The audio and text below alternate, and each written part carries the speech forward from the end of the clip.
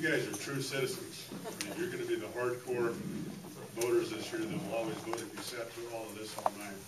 Thank you for coming. I'm running for re-election to the council, actually to my third.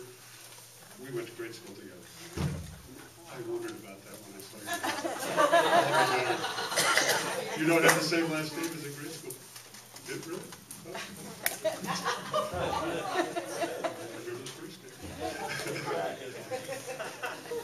I grew up in this. I went to Irvington Grade School, Grand High School. You see folks you grew up with all the time around here. When I first ran for the city council, I promised when I ran I would do things differently than had been done in the past. Shortly after I arrived on the city council, they were going in an editorial a month after I arrived and said, there's a new day at City Hall. And they were writing about my request that from that point on, no longer would property tax abatements be put on the consent agenda, but rather they'd be taken off the consent agenda, discussed by the entire council, and voted on. I had real concerns with the property tax abatement policy of the city, and after I arrived, the council actually passed a resolution repealing property tax abatements for market rate housing, meaning people who can afford to pay for their own rent and their own payments shouldn't get tax abatements when the rest of Portlanders have to pay their taxes, working class Portlanders. I've worked very hard to make the Portland Development Commission a more responsive and responsible agency. Frankly, I've been very critical of the Portland Development Commission, and I think it's fair to say I've been the most critical of it on the City Council because of my concerns that they made deals in secret.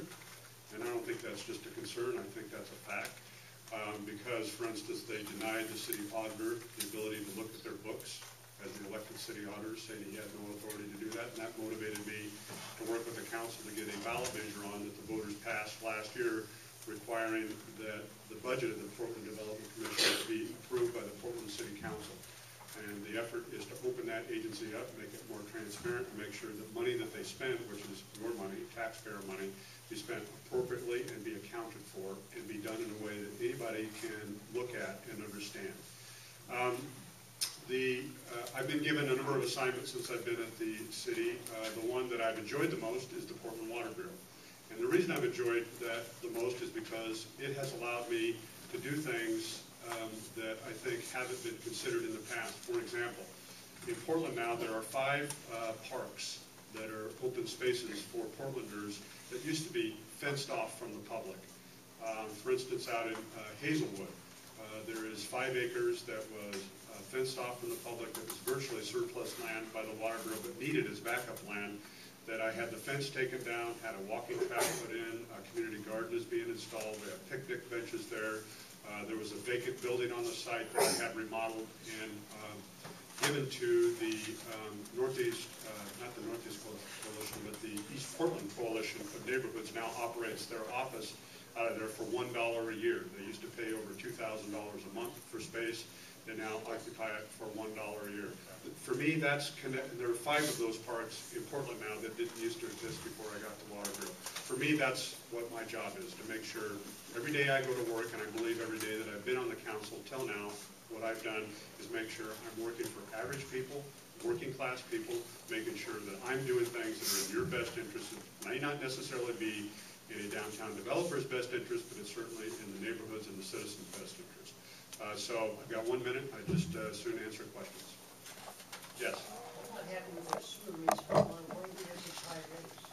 We have low water rates. We have the lowest in the region. We have the highest sewer rates in the United States. And the reason for that is because of this big project to divert all the sewage that goes to the river when it rains into a big pipe. So it's called the Big Pipe Project. It costs $1.4 billion. Somebody get the payoff, right? Well, nobody's getting the payoff. It's actually on time and under budget.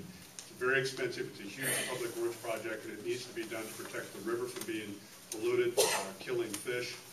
And it's very expensive, no doubt about it. Why does Eugene and Salem around us have something? Because we did. They do. That's not true. They had to do the same thing. Yeah. We just have to do it on a lot grander scale, and it feels a lot larger because it is a lot larger. I mean, we're paying a lot more than they had to because of the size of our system. Thank you very much.